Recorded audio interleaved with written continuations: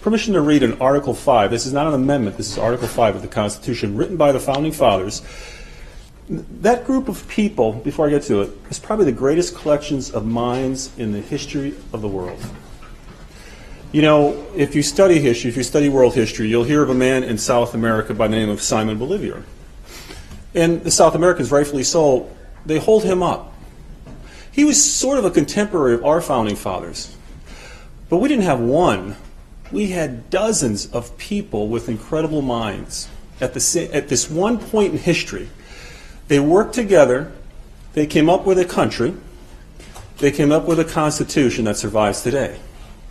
One of the things they put in the Constitution is, and again, not as an amendment, but as an actual article, because they could see into the future that things would change. They didn't want this to be a stiff, stifled Constitution. And at the time that this Constitution was ratified, it wasn't ratified by Congress, per se. It wasn't ratified by executive orders. It wasn't ratified by a president. It was ratified by the states, and that's what the issue is. This is an issue of federalism. The states decided to have a federal government. If you remember your history, Mr. President, prior to the Constitution, there was a document called the Articles of Confederation. It was a very loose, the view of some historians, very loose. In other words, the states were very powerful. The federal government at that time, under the Articles, was very, very weak. And they were afraid it wasn't going to function well. So what they did about 10 years after the Articles were put in place and adopted, they returned to the drawing board to tighten things up a little bit. But one thing they never did was prevent us from having this opportunity, generations later, to come back and visit this issue. So, permission to read Article 5. No objection. The Congress, whenever 2/3 of both houses shall deem it necessary, shall propose amendments to this Constitution. That's one method to do this. Or, on the application of the state legislatures of 2/3 of the several states, shall call a convention for proposing amendments, which in either case shall be valid to all intents and purposes, as part of the Constitution, when ratified by the legislatures of 3/4 of the several states, or by convention and 3/4 thereof, as one or other mode of ratification may be proposed by the Congress, provided that no amendment which may be made prior to the year 1808 shall in any manner affect the first and fourth clauses in the 9th section of the first article, and that no state without its consent shall be deprived of its equal suffrage in the Senate. The Founding Fathers saw this day. They knew this was coming, and instead of having a static, inflexible Constitution, they put an article in there for this reason.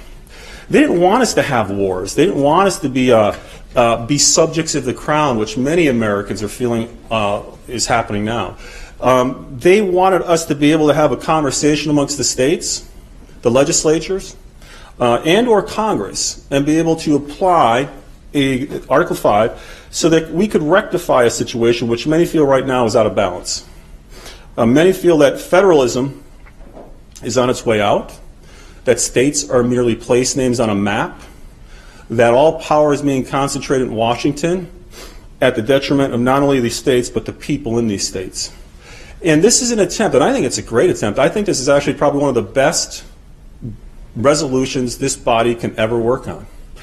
This is not a revolution. This prevents a revolution. This is a way for legislators. And you can't just, it's not one legislature.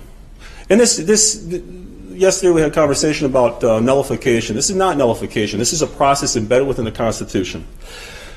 By passing this resolution today, we become one of several states. Again, we need a large number of states to be able to call an Article 5 convention, which will deal with one issue, not a runaway convention, one issue, countermand amendment concept, in which if there is some action by the federal government that a large number of states do not agree with, we can vote that action down. We can vote that action down.